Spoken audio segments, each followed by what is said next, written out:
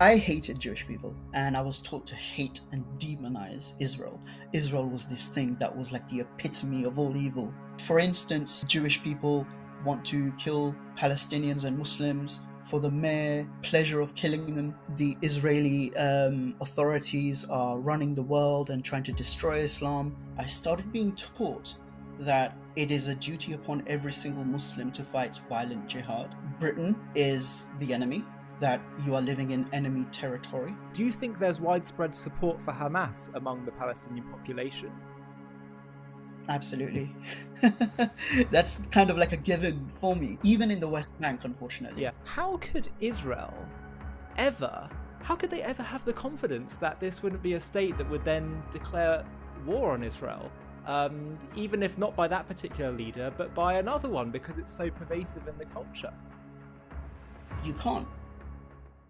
Hello everybody and welcome to a very special episode of JTV. Today we're joined by Sohail Ahmed, who is currently a student at Cambridge University for studying immunology. However, here's where it gets even more interesting. He is a former Hamas supporter who even dreamed up a terrorist plot in central London at one time, but he has now been de-radicalised and condemns Hamas. And I'm so pleased to say that he joins us here on JTV today. Sohail, thank you so much for making the time to be here with us today. We really appreciate it. Thank you for having me on. So why don't you start by just telling the viewers a bit about your background. How was it that you got sucked into being a Hamas supporter from, I believe, as early age as like 6 years old? So my radicalization story began at 6. So I was radicalized from that age by my parents, of all people. They themselves had become radicalized by a family who lived in the same tower block as us, and they essentially, and I'm going to use this term. It's like they converted to a different religion almost, because previously they were kind of your bog standard kind of Muslims, and then there was this radical kind of change.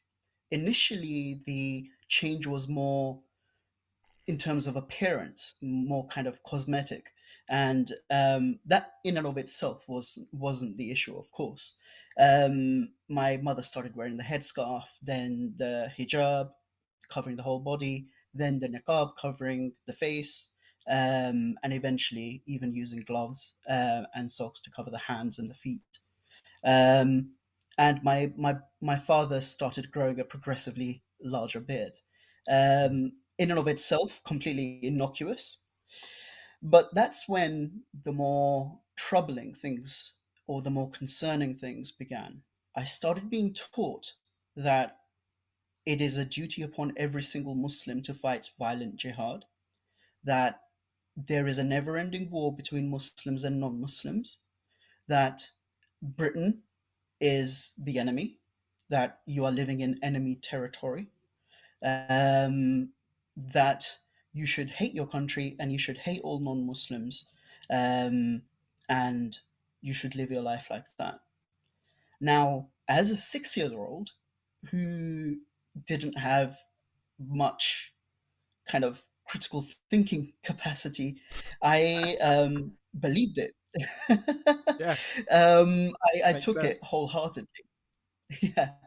Um, and there was one thing that I had. My first doubt did occur at that around that age. My parents had told me not to be friends with non-Muslims, and they said, "Look, non-Muslims will pretend to be your friends, but they actually hate you."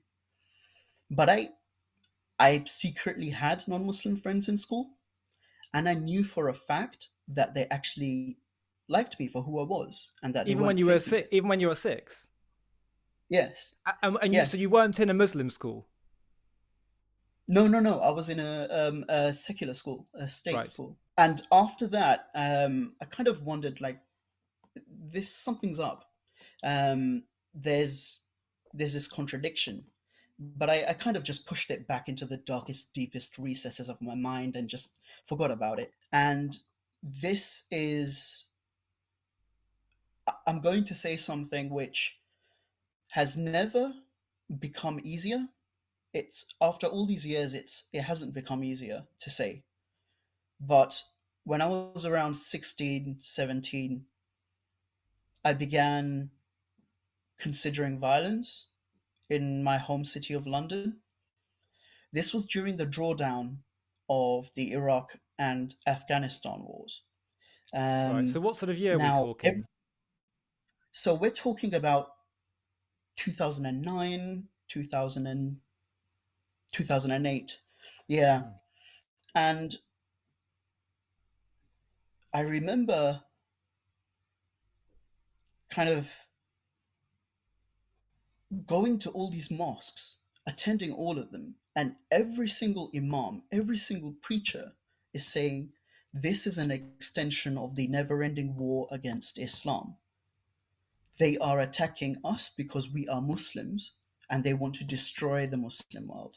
Hmm. It is our duty to fight back. And this was being said openly in the mosques. And so it concorded with the ideology I had been raised with. So I believed it. I believed that simply these wars, regardless of what you think about these foreign policy decisions, I think we can all agree that this wasn't a war just to kill Muslims, just for the sake of killing Muslims. Yeah. That's utterly insane. But to my mind, then that wasn't insane. That made complete sense. So you Um, really believed so that the Western governments just wanted to kill Muslims for the sake of that? Absolutely. And how did I make sense of that? And how do many Muslims make sense of that, unfortunately, is by believing in conspiracy theories. Because when your worldview is twisted, you have to twist reality to your own mind, Yeah. the way you Yeah. see it. And that's when all the conspiracy theories about the shadowy people, the shadowy elite at the top, the Jews run the world, that's a very popular one, unfortunately. Yeah, I've heard. And yeah, I am ashamed to say I believed in them. Um, and that is what led me down that path. Now, I never did anything illegal. And it's not the point of legality. That's not the point. The point is that I never harmed anyone. Had I actually harmed someone, I wouldn't be able to live with myself. I genuinely mean that.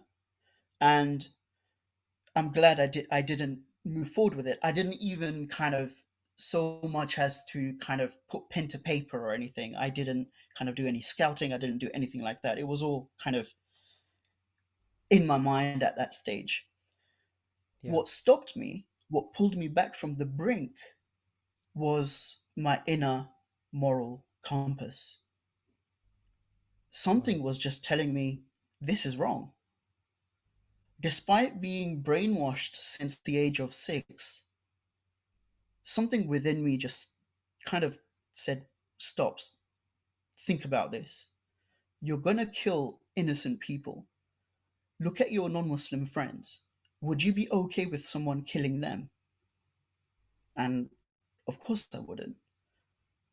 And I began considering it, and I then started looking for interpretations within Salafist Islam.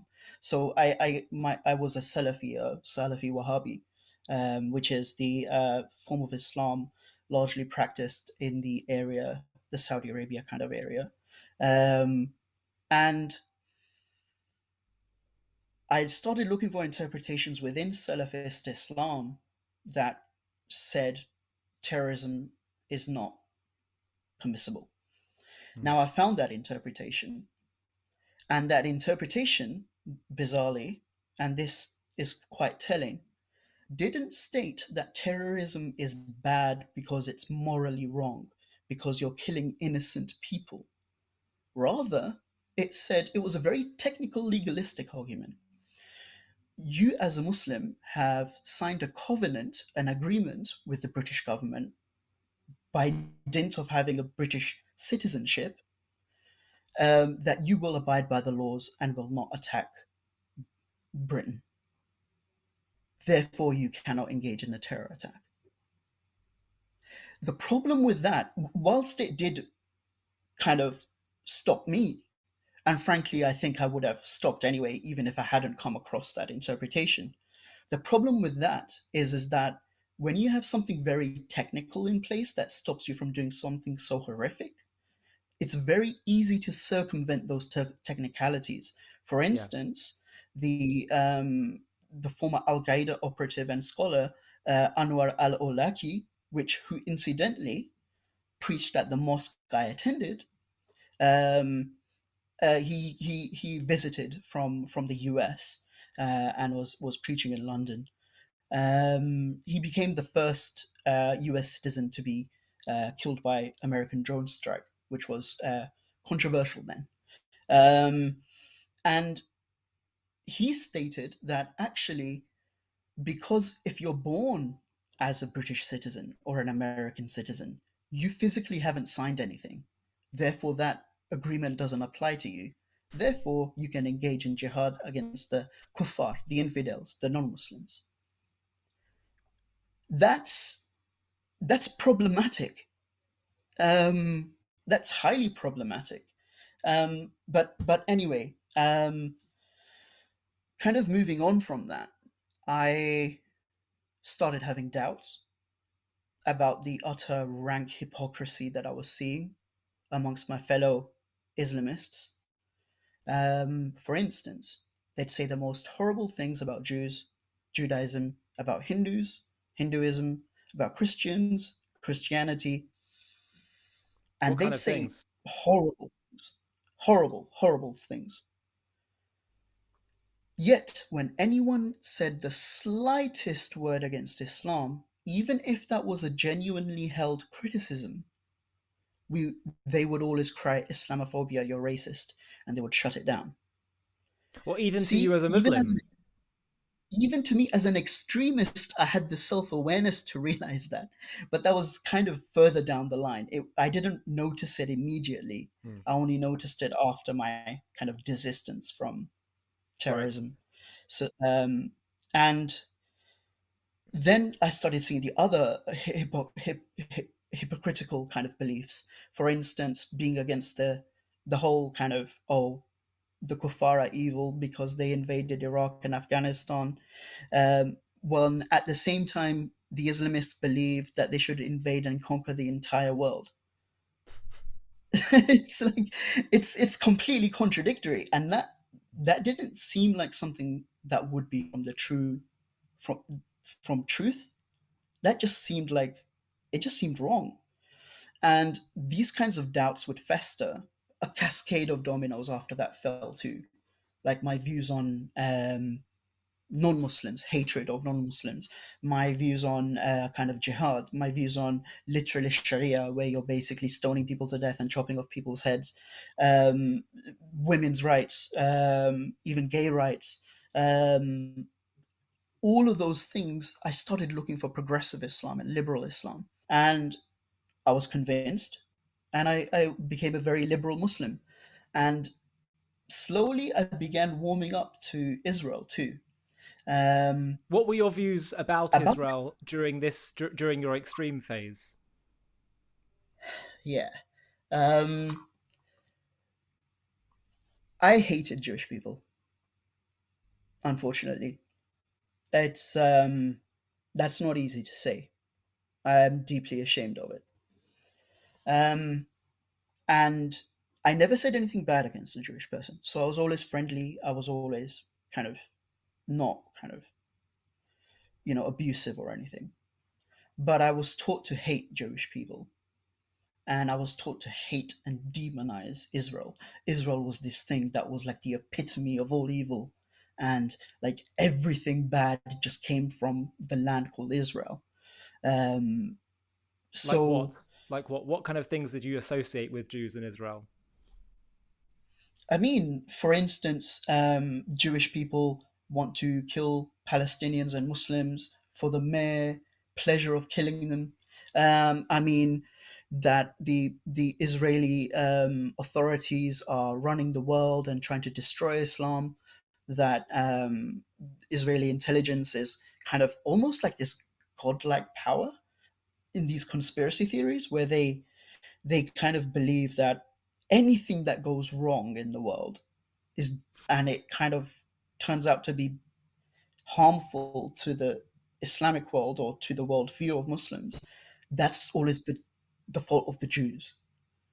Just somehow they'll kind of Did make you that believe the connection. Jews sort of had like a sort of quite a serious level of like power and influence and were like a very sort of sinister force, and in some ways you felt threatened perhaps by them? It sounds friggin' insane, but yes, I believe that. In retrospect, I'm looking It's at not that. I'm insane that thinking, we've been through this for 3,000 years. We know we're familiar with these conspiracies. I'm very sorry that you had to even experience that. It shouldn't be the case that anyone has to, or any demographic has to go through that. Um, and I'm deeply ashamed of the views that I held, and frankly, they seem ridiculous to me now. Um, there Yeah.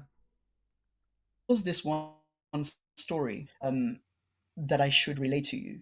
Um, I was once my father and myself attended a Jewish household. We were selling them some items, so we were dropping them off. And myself, I have a memory since I was a child that whenever anyone would smile at me, I would always feel happy. So as a thing, I would always smile at children. So there was this little toddler, really kind of like 3, 4 years old, and I smiled at him. Immediately he came towards me, some seemingly became attached, and then was kind of giving me his toys, and the parent said he wants to play with you.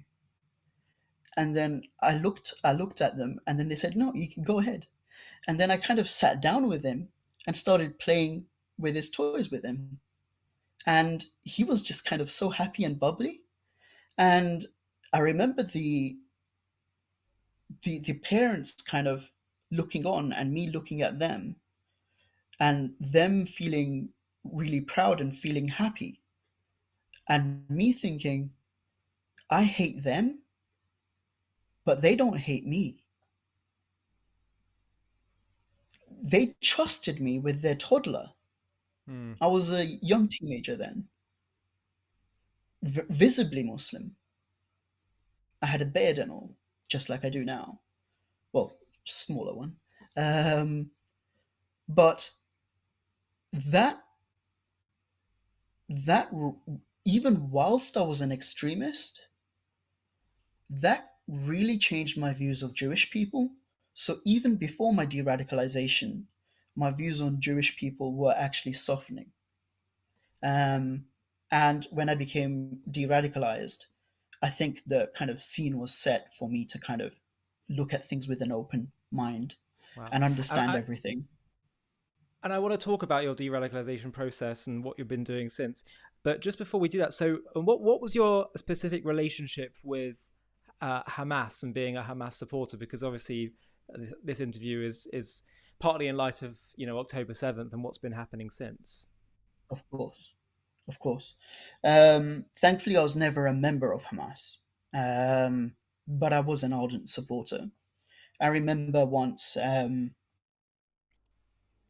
in university, it was the Islamic Society. I was back in medical school those days, and I kind of was sitting there in the Islamic Society, and a guy just went. We were talking about Palestine and Israel, and one of the brothers, the brothers went. He turned around and went, "How dare you? It's all Israel's lies, and the kuffar are lying. Hamas is only defending itself." And he got really heated up too. And someone else kind of intervened and said, "Okay, we all have different opinions on this." And I remember kind of going to pro Palestine marches and kind of supporting Hamas. Not kind of supporting them, actually supporting them. And I really thought that actually all the stuff that was said about them was actually Israeli lies, Israeli propaganda, Western You mean stuff propaganda. like they use human shields and they're really freedom fighters, all that kind of stuff? Exactly, exactly. And when you kind of have a mindset where basically everything is automatically anything against your worldview or your ideology is automatically lies, it's very easy to just kind of confirmation bias, stay in your own path, kind of just keep going down that Mm. route. That was my relationship with Hamas. And can you explain to us, for those who don't understand, what are the goals of Hamas? The goals of Hamas are within their constitution. It says we want to kill Jews, we want to wipe Israel off the map. They don't want to diplomatically negotiate with the Israelis in terms of a peace settlement. They want to kill as many Jews as they can and wipe Israel off the map. There is no working with them. When I was an extremist, I would read fatwas by the Salafi scholars. Many Hamas is formed of many Salafis, um, and they would say, someone would ask, the question would be, is it halal for us? Is it permissible for us to negotiate a peace agreement with Israel to establish a Palestinian state? And the scholars unanimously were agreeing, yes, it's permissible, but only if your end goal is to become strong enough economically, politically, then militarily, so that eventually you can then invade Israel and take it over. You have to Yeah. lie to the Israelis. You have to lie to the Jews. And this is what you were told by And your religious leaders. yes, and I was reading this online on the material I was reading from the Islamic scholars. So it wasn't like I was kind of going to the kind of like the literature myself. It was actual interpretation from scholars who were saying this very Yeah. clearly. That stuff's still Yeah. online. I can send you that stuff. So how? I mean, Um, how is it? Given that this theology and this mindset is so pervasive, how could Israel ever feel confident enough, secure enough to be prepared to say to some Palestinian leader in the future, let's say even if they rise up and they say, I'm a moderate, I'm prepared to make a deal, and they they've offered states in the past. How could they ever have the confidence that this wouldn't be a state that would then declare war on Israel? Even if not by that particular leader, but by another one, because it's so pervasive in the culture. you can't, which is why Israel has very serious security concerns, which is why Israel essentially kind of wants a replication of Area B in the West Bank. They don't want the Israelis are kind of arguing for, okay, we'll give you a Palestinian state, but only if there are enclaves within the Palestinian territory, such that there are Israeli military units stationed throughout the territory in enclaves, so that if any threat evolves, they have the operational flexibility to respond as quickly as possible. But then the world will continue to That say, makes "Oh, sense to me. but the world will say, well, that's occupation." It's that's a completely utterly simplistic way of seeing it. Israel genuinely is facing an existential threat. Yeah, That's real. That's not made up. That's not kind of used for political bargaining or as a football. That's real. yeah. And I Sohail, know there's for a another. fact because I Go go on, go ahead. for it. No, no, no, no. Go ahead. Go ahead. No, please, please, please. I'll ask after you. You were going to say something. I mean, thank you so much. It's I was one of them. I believed in this ideology, and so many of my fellow compatriots, my Muslim compatriots who thought like me, also agreed. And frankly, this was often a majoritarian view within certain sects like Salafism. Like that opinion was unanimous with in those fatwas that was saying, yeah, make peace, but only if the goal is to deceive them in order to actually invade them later on. And Mm. that's when I became de-radicalized. I realized two things. I realized firstly that the threat of Islamism is actually far more pervasive and far more serious and far more prevalent than anyone cares to admit. Secondly, to everyone going, oh, the why doesn't Israel give the Palestinians a state? They don't at all understand the ideology, the religious ideology, the theocratic ideology, the kind of violent ideology behind kind of a lot of the thinking that goes into it. Well, it's not just that, but also the question is how many Palestinians actually support it. So, for example, do you think there's widespread support for Hamas among the Palestinian population? Absolutely. That's kind of like a given for me. I mean, they were voted in, and from all reports that I'm seeing, um, they hold Hamas has popular kind of support.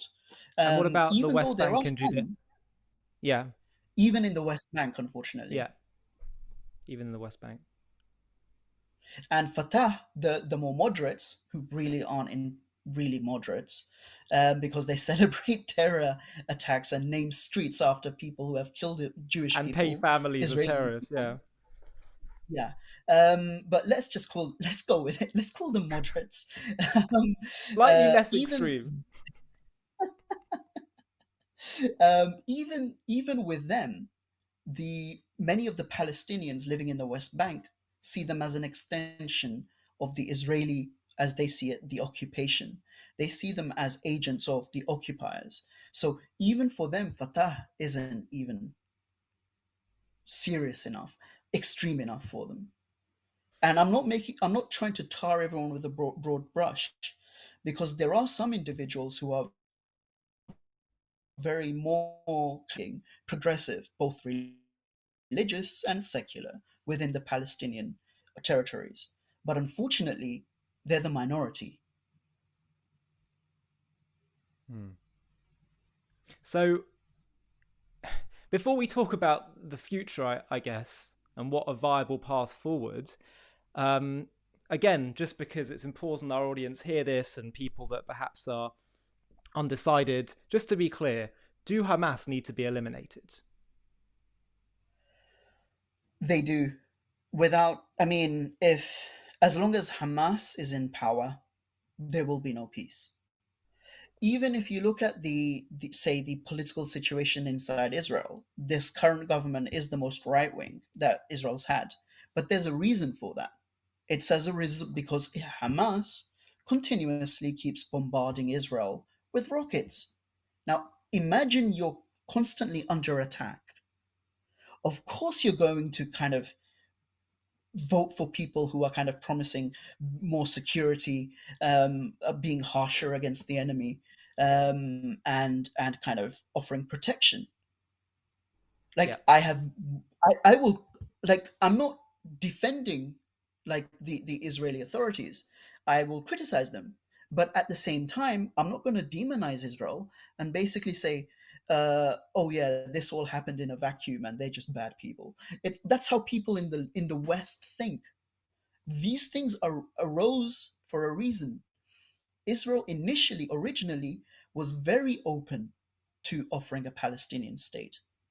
Israel has only arrived where it is now as a consequence of the Palestinians and the Arabs and their refusal to negotiate. There was a former That is Israeli key. diplomat called Abba Eban who said the Palestinians never miss an opportunity to miss an opportunity. Yeah, So, what do you? unfortunately true. Yeah, what do you say to those that are calling for a ceasefire right now? It's absurd, but what do you say to them? I If people ask for temporary ceasefires so as to allow humanitarian aid for civilians in a way in which you can in if you can like kind of minimize the kind of support going to the wrong place, i.e. to Hamas, you want to like stop that from happening. If that can be stopped and you can provide humanitarian aid, and I believe Israel has agreed to this already, um, then temporary ceasefires, I support in certain locations, not across the entire Gaza Strip. So it has to be the temporary ceasefires have to be location specific. But those Secondly, those calling for a full ceasefire. that's where yeah, exactly, those calling for a full ceasefire, that that's the worst thing that could happen. Now, don't get me wrong, I have questions about for the Israeli authorities too about the tactics they're using. But if you argued for a change of tactics versus arguing for a complete ceasefire, that's that's not reasonable, because we're not fighting with a reasonable kind of enemy here.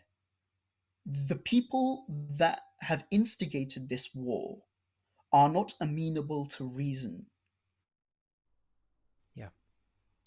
And They and, and can what do only speak the language of violence. right. Yeah. I mean, it's obvious to you and me. Um, what do you say to those who say, and I think it's a ridiculous argument, but you have some, especially isolationists and people who are, they talk all about just war, always breeding more war. Those who say, well, if Israel destroy Hamas, they'll create more Hamas terrorists as a result. Which is basically saying, so Israel should just say, oh, well, okay, we'll just wait till the next terror attack then. What do you say to people who say that? There's an actual formal military strategy known as, and it sounds strange, it's called mowing the lawn strategy. It's basically where you have periodic kind of airstrikes to degrade the enemy, not to entirely eliminate them, possibly because it's not possible to entirely eliminate them, but to degrade them enough so that they can't operate. And then to keep periodically doing that so as to ensure that the threat remains neutralized. That's what Israel does. Israel isn't bombing the Palestinians because they're somehow they just like bombing people. We it's hate it's it. utterly it's ridiculous to assert that. And I can't believe there are that people just have this completely simplistic, childish view of the conflict. Yeah, and I want to talk about why that is. What is it that leads to people having such absurd views of the world and reality and Israel and Jews? But a few more questions before we get there. What do you make about the overall world's reaction to the October 7th massacre, pogrom? That was October 7 was Israel's 9/11. That goes without saying. I remember I was just today reading about this civilian who gathered all the recordings of everything that happened, both on from Hamas and from the Israeli victims, and from the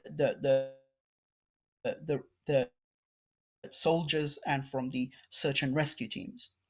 And he basically put them together. And this has been screened selectively to diplomats and journalists about 100 times across the world. And what's in there is so horrific that people who heard about what was in there refused to attend, including diplomats. That's how horrific that video is. I haven't seen it, and I don't want to see it because I would like to, be able to sleep at night. Um, People need to realize the extent and the severity of what happened on October 7. This was not a continuation of the conflict. This was not a mere continuation of it. This was something different. It was so serious that it required an equally, if not more serious response. Simply from a game theoretical perspective, if someone like really, really does something horrific, you have to respond in a way that kind of bears the weight of that. Otherwise, if you do not respond appropriately, you then tell the other side, go ahead, you can do it worse next time. We won't respond as much. Again, we'll just be weak. So, in the end, Israel is faced with two evil options, right? Either bomb the Gaza Strip, eliminate Hamas, or do nothing. Yeah. Well, Let Hamas the first option destroy isn't and grow. evil. The first option is painful. It's messy. It's tragic, Yes. but it's not evil. And that's one of the things I that's. mean, I know exactly I'm what you saying mean. By the evil way, I know in totally what you philosophical mean. terms. Yeah, Yeah, yeah, yeah. yeah. Of course, of course. I'm just saying that I think we need to be way more careful with the language we use because we're so morally Yes, confused. yes. You know, like for example, comparing casualties on either side is an absurd way to judge the That's morality of that's a conflict. that's an absurd way. Look, the Israelis did not go into the Gaza Strip and behead babies and shoot babies and actually split women in half and then go parade their dead bodies around everywhere. A single IDF soldier do that. Had that happened, I'm pretty sure a lot of people would have, rejoiced at that almost because they would have said, "Ah, see, look, Israel's evil." Um, that didn't happen in the case of the casualties in Gaza. It is horrible, and I do feel for the Palestinians. Of course, I'm a human, but those weren't purposeful civilian casualties. It, Yeah. Israel wasn't It's so going in there obvious. It's targeting so civilians. obvious. And both the EU and the US, and the EU, I have to stress because the EU has been very critical of Israel previously, they Hmm. put out statements that were very strong against Hamas, saying what you're doing by using human shields and by using hospitals as command and control centers is barbaric. It's not civilized. So no one should have a shadow of a doubt that that is what Hamas does, that they use human shields. Yeah. Yeah. And Sahel, what do you think it is about this conflict and about Israel and about the Jews that creates such strong emotions in people? And you know, as I'm sure you know as well, the anti-Semitism and anti-Israel hostility extends beyond radical Muslims. Absolutely. Unfortunately, it does. There's a number of factors that apply to it. One is anti-Semitism, just pure anti-Semitism, just Of the course, but the the idea that why does that exist? What do you think is causing it such deep somehow hatred?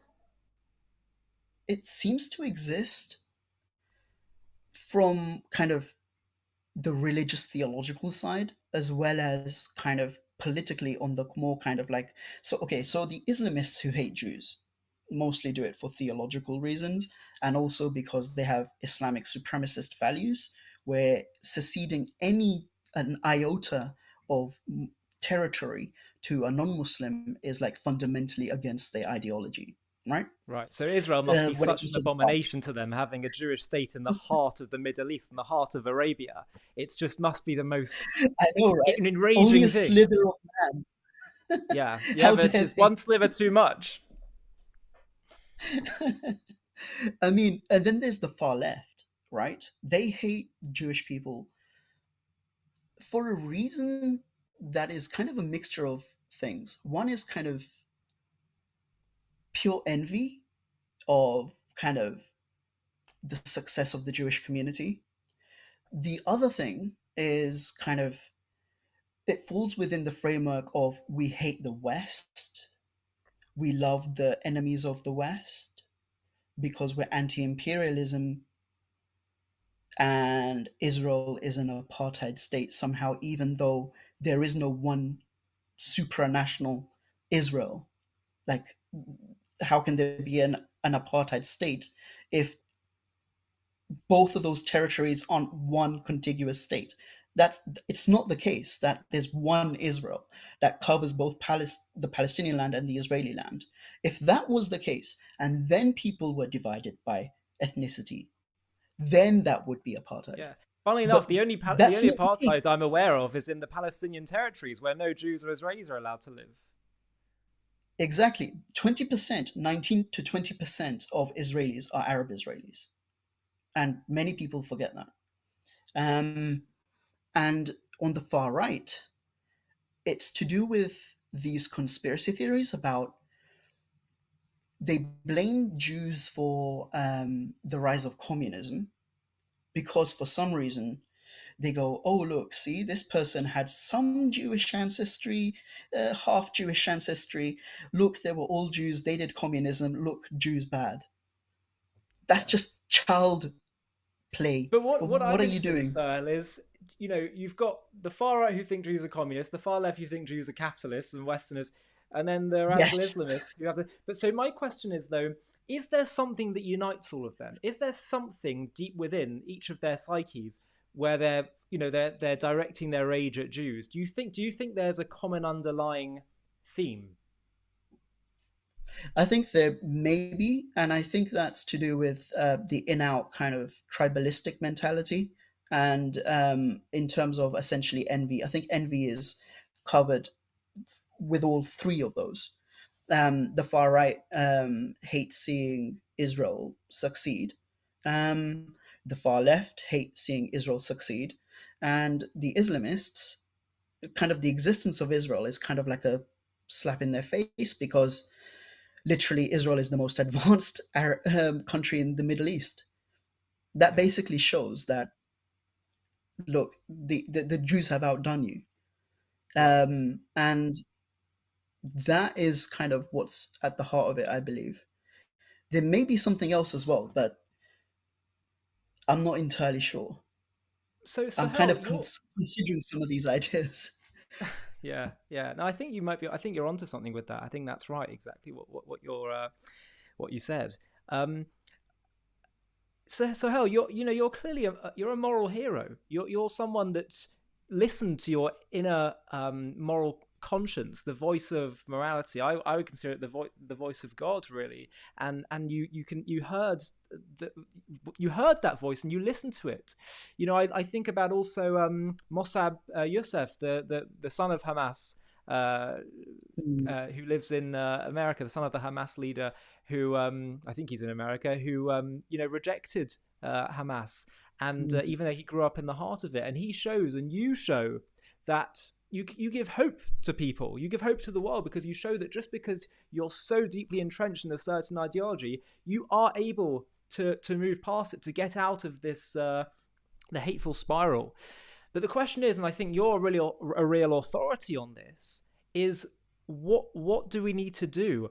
How can we turn this envy into tolerance, perhaps even love, acceptance, pride in one another? How can we deal with these deeply entrenched views? How can we help people to see the light and get out of you know, their hateful prism and ideology? Do you have any sort of? I know you're doing a lot of work to speak to people. What are some of your practical views? honestly, it's you did ask for practical views, but I do think actually at the crux of it, it's more philosophical in terms of the culture, the global culture we have, and the culture we have in the West and in the East, where basically there's kind of this moral decay of kind of almost like if it's like kind of if you're religious, then you believe in morals, and if you're non-religious, you're kind of almost like a nihilist, almost where you just say, "Oh yeah, morals don't exist, and we can do whatever we want." I think that's dangerous. Thinking that way, I think morals do exist, and I say that as someone who is secular, um, and morals exist. That community matters, that it's not about just ourselves and the individual, that not everyone should just jump to conclusions on everything because it's trending or because somehow they think that they're so important that they understand a very complex and um, uh, like a very complicated scenario. um, I think people need to learn humility in the sense that they need to realize that there are many things that they don't know, and they should go out and try to seek to address that. So I think in terms of culture, because culture is so powerful that it can literally reverse your own biological programming. For instance, just to give kind of an example, if we look at monks or if we look at priests, celibate, right? That goes against kind of the biological programming of reproducing. But that's a cultural thing that has literally overridden our genes. If culture is that powerful, I believe cultural change, very targeted cultural change, engineered very carefully, um, can effect very good results in the world. Um, and I think we should kind of see it in that way rather than kind of just kind of aimlessly kind of bumbling about. And this is where kind of I identify as a cultural Muslim, and I very much look up to religious belief systems, because I see that they actually do have a structure, that they actually have kind of a purpose, that they provide goals to achieve. And that's something that, when it comes to secular individuals and kind of atheists and agnostics such as myself, that we lack. And I think that, especially in the Western world, we kind of need to look back at religion and kind of go, okay, what can we learn?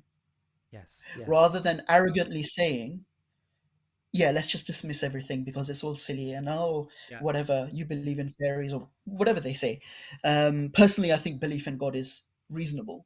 Um, I'm more of an agnostic deist.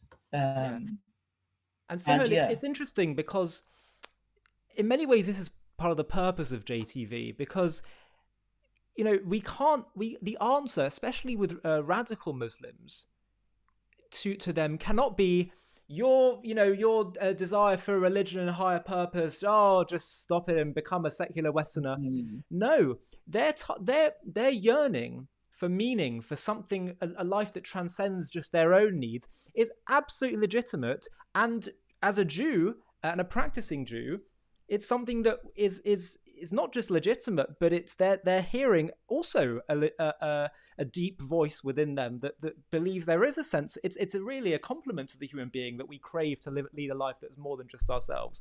So the problem is not the yearning. The problem is what kind of religion we have, what kind of God we believe in. Do we believe in a God of hate, or exactly, do we believe in a God of exactly.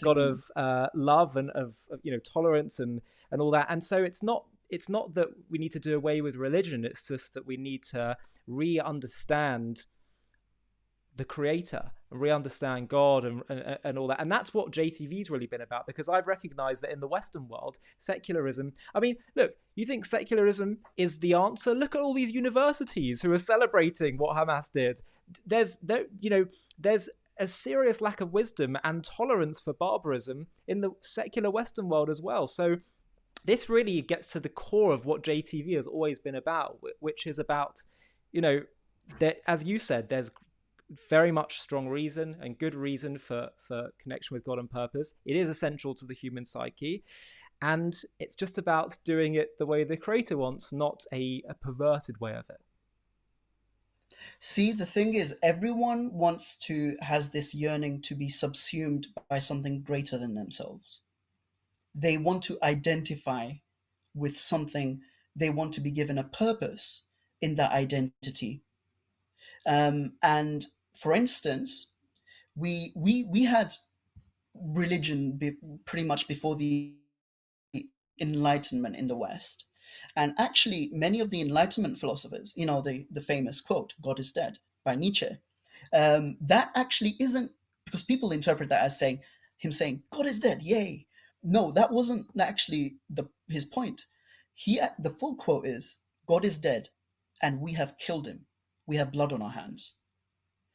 He was lamenting the destruction of religion, because the Enlightenment philosophers were kind of going, okay, what's going to replace this? Right? So, see, I'm not a believer, but I see the utility in religion. It's existed for a reason. It came to be for a reason in multiple cultures, in pretty much every single culture. I think in every single culture, actually. There's a Mm. reason for it. Yeah. And Um, I think down at the core is kind of the idea that people believe that morals are just kind of mere opinions, and that simply moral realism rather than moral objectivism isn't possible if you're not religious. And I completely disagree with that view. Yeah, interesting, really interesting.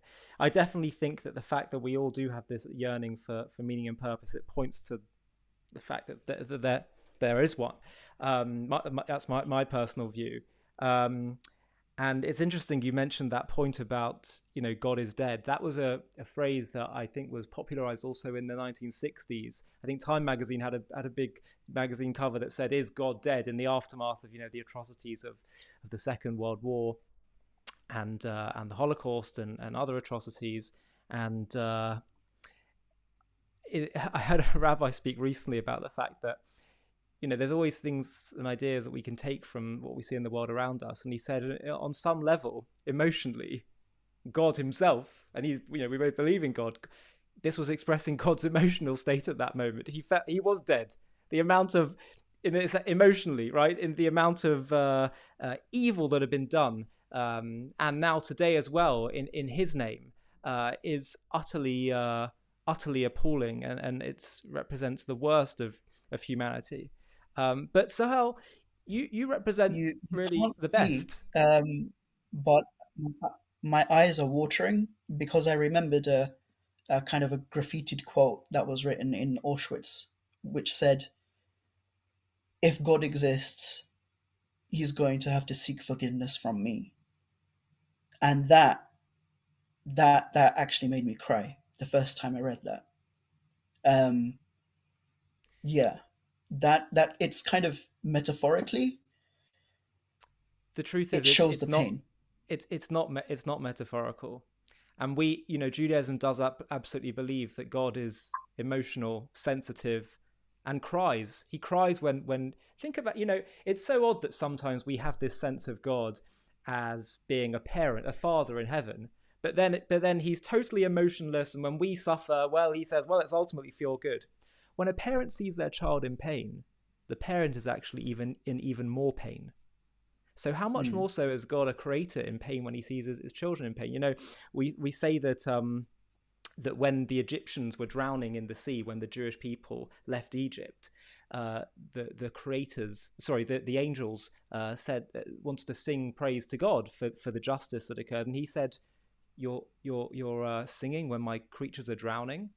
So these were people who had committed terrible acts against the Jewish people. So how much more so does God weep?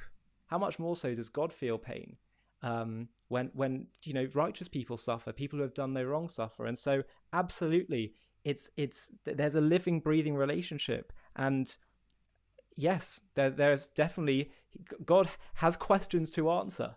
He has questions to answer, Mm. and we, as believing Jews, believe He will answer them. But frankly, we're not really interested in the answer at this stage. We just want the suffering to end, and we know that it has to, whatever answer it is, it's going to have to be absolutely bloody awesome, because the suffering has been absolutely bloody awesome, and the pain throughout human history. Honestly, kind of when I've seen during these protests, people say things like horrid things, like Hitler was right. You know, the only thing he did wrong was he didn't kill more Jews. Even as an Islamist who was considering literal terrorism, I never thought like that. I Mm. never once thought a, a thought that horrid. You probably also had a very difficult relationship with God, right, as an extremist, because if you think of God as doing things that are so hateful and cruel in His name, what's your relationship with that God? Exactly. It's not. It's not entirely healthy, is it? Um, I mean, do you and feel that this God has your yeah, back? that Do you that feel this God you can see, like trust? What kind of no, relationship are you going to absolutely have not. with a It's God kind like of that? it's kind of like almost like now having come out of it and kind of seeing it from a third party perspective. It's very much kind of the extreme Islam version of God is kind of malevolent and very frankly sadistic. It's it's insane. And it's just, if you look at some of the scriptures, it's just, oh, the kuffar die like this, and they're going to be tortured this way and that way, and they're so bad. And it's something that never fit right with me, if I'm being honest. But I just always ignored that doubt. I just kind of pushed it back, and I just tried not to think about it. Yeah. Sohail, you really are. You're a hero and you're an example. And I really hope this, this interview. It's been one of the most remarkable interviews that we've done on JTV, and I really hope that and I know it will have ripple effects on others. And we have a significant Muslim audience actually as well, by the way. So I'm sure parts of the Muslim community will listen to this. Two final questions on a personal note. What do you have a relationship with your family? Your parents still quite extreme? Is there any relationship there? They are very extreme, and I know from one of my siblings who reached out to me recently. But no, with my parents and with the rest of my siblings, I have no contact or communication. And honestly, I think it's better that way, because what they stand for is so vehemently against my ideals now, that I just wouldn't be able to stand even being in their presence, frankly, um, because what they believe is so abhorrent that I just can't deal with it. Have you ever tried And that's communicating the this to thing. them? I once or twice, yes. I mean, in terms of like how I view my old self, it's almost as though I'm looking at like an alien. It's I know that person was me, but it's almost like there's a schism between the stream of consciousness of when I was younger versus me now. And it's like there's this rift where like I just don't identify with my prior self, and it's really bizarre. Um, yeah, and I think on Islam generally, I do want to point out that actually for a year or two, I was a very progressive Muslim, and that's the reason why I still consider myself to be a cultural Muslim, because I saw firsthand that Islam can be a beautiful religion that's open, that's that can coexist. It doesn't have to be the version of Islam that I was raised with. Um, yeah.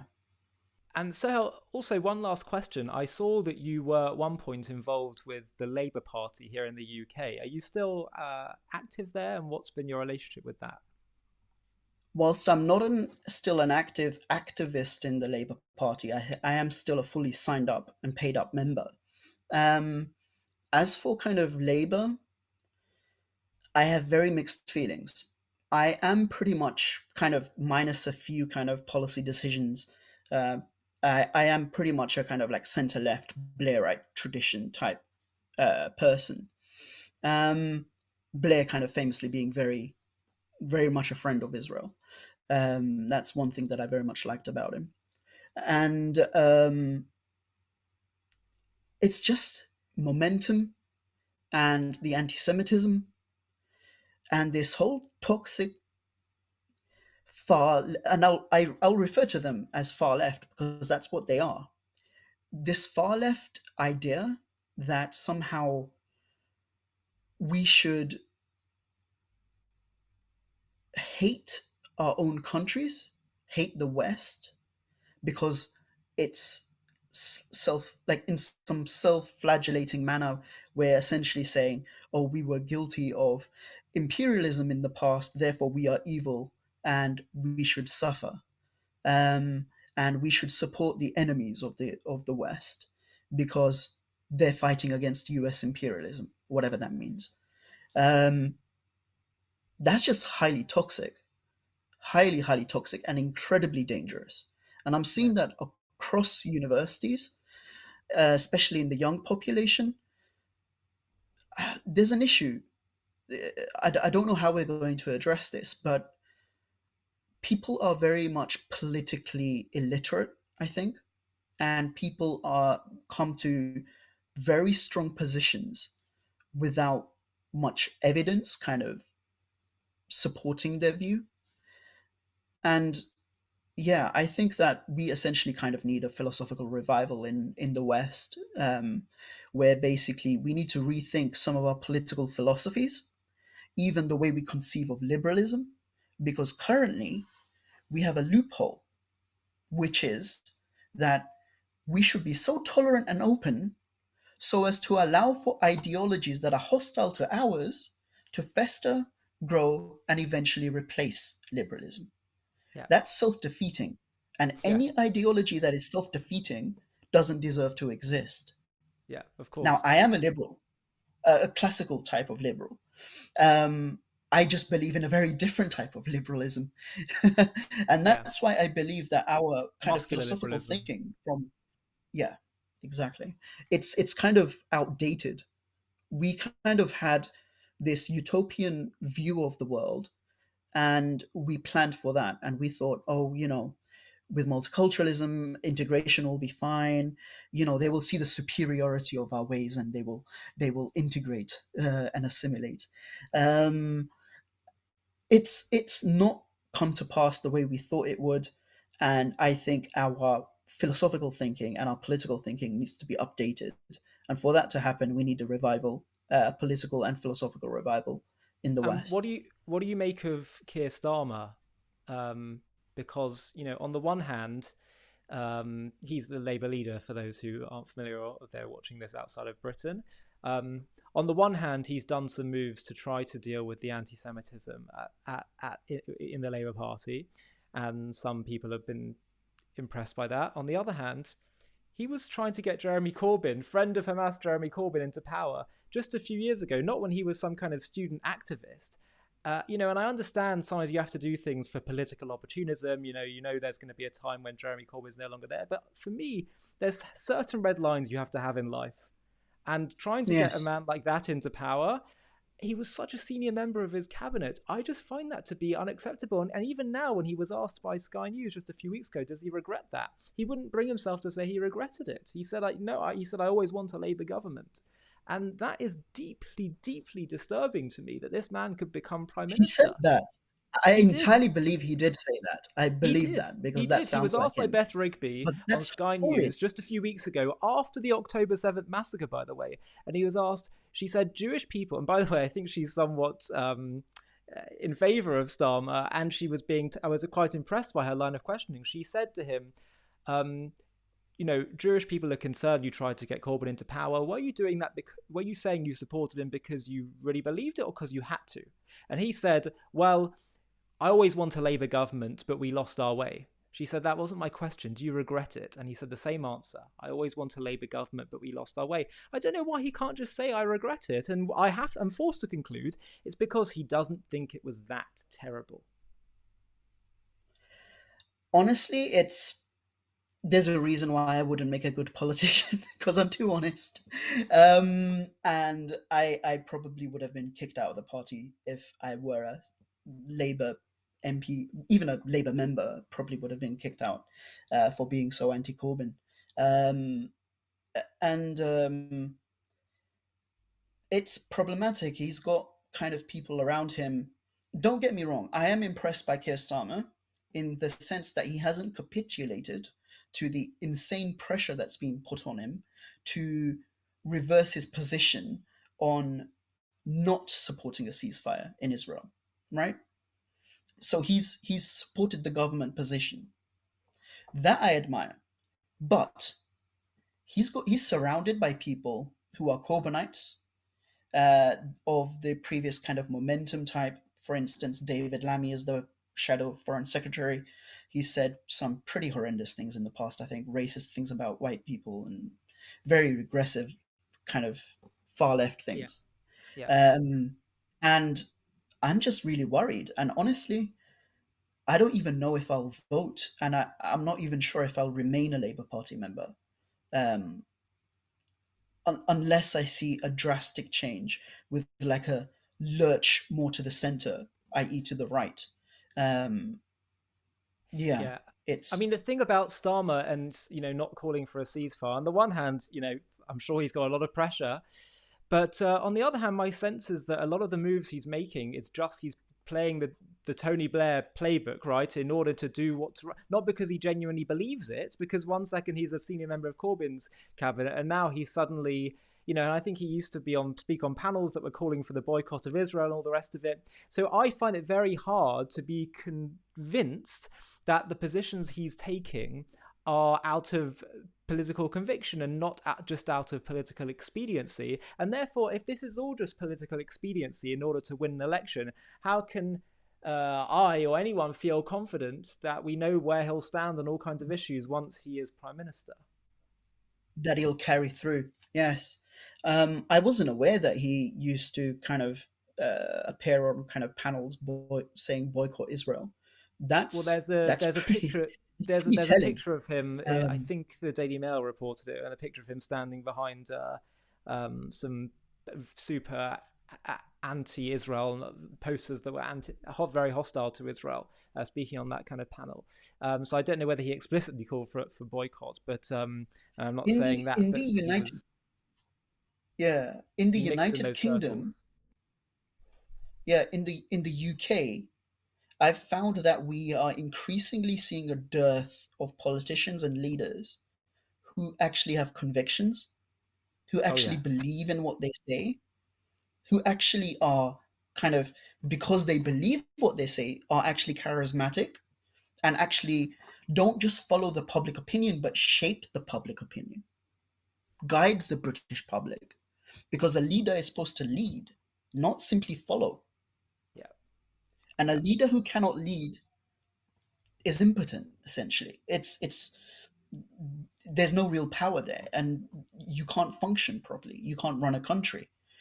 And I'm deeply concerned about the kind of the kind of this stasis that we're kind of in. And I'm kind of seeing this across the West, where we're kind of we're almost like kind of Icarus with the wings burnt, and we're kind of like just going, yeah, we used to believe in things, but meh. yeah, yeah. It's It's it's an dangerous. absolute And crisis. It's a yeah, crisis across the West. 100% completely agree with you.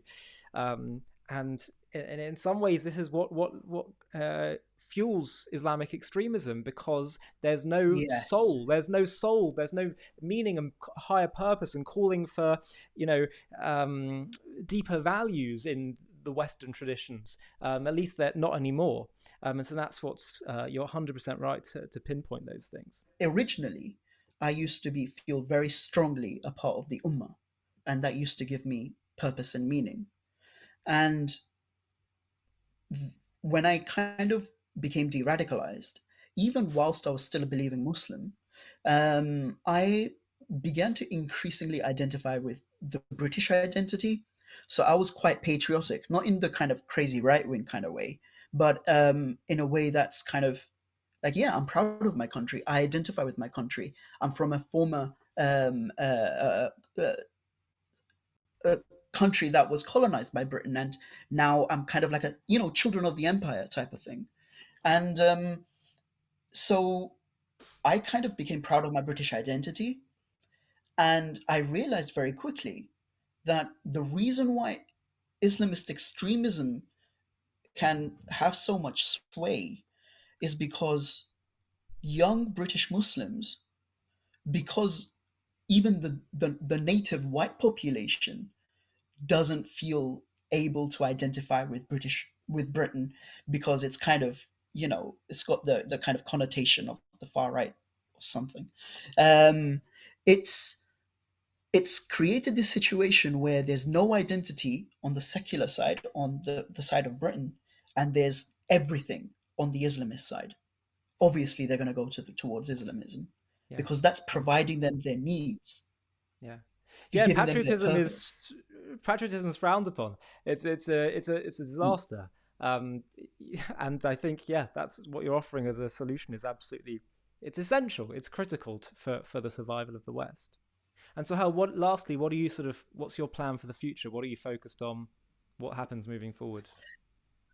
So I've got a number of plans, some of which are kind of evolving at the moment. I've got to complete my immunology degree at Cambridge and then my maths and physics degree at the Open University because I'm doing two part-time degrees. Um, I've got to finish those, and then I think I will be setting up an organization, hopefully at some point, kind of focused on kind of cultural and philosophical revival almost, and kind of progressive Islam, and kind of a revival there too. And I think I also kind of want to work in kind of applying mathematics and AI to both science and also to counterterrorism. So that's kind of my life goal or trajectory, so to speak. Amazing, amazing. Sohail, thank you so much for your time. Thank you for being so open with us about your journey. You are inspiring. You give us hope that, we just released a video on JTV that Jewish people, we do believe ultimately that humanity will choose good in the end. We do believe in the goodness of humanity. And you are an example. You're an example of that. And so thank you. Thank you for making the time to be here. And thank you for having courage, really. I think that's the main theme, the main takeaway here. um, Good luck with the next steps, and there may be future times where we might want to speak with you again. If you'd be open to that, that would be wonderful. Absolutely. No, thank you. The honor's mine. Thank you.